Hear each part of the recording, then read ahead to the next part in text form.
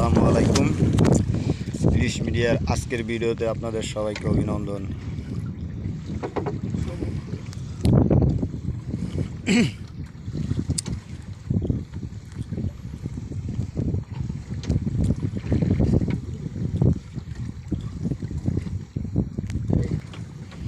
ইট কমাই দেন, আসলে পানির চাপ অনেক বেশি, তাই ইট কমিয়ে দিচ্ছে না।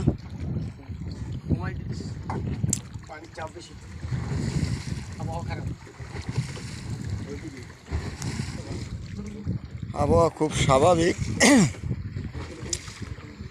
গত পরশু দিন থেকে আবহাওয়া খুব স্বাভাবিক আছে। দুই দিন আগেও ওয়েদার খুব খারাপ ছিল। আসলে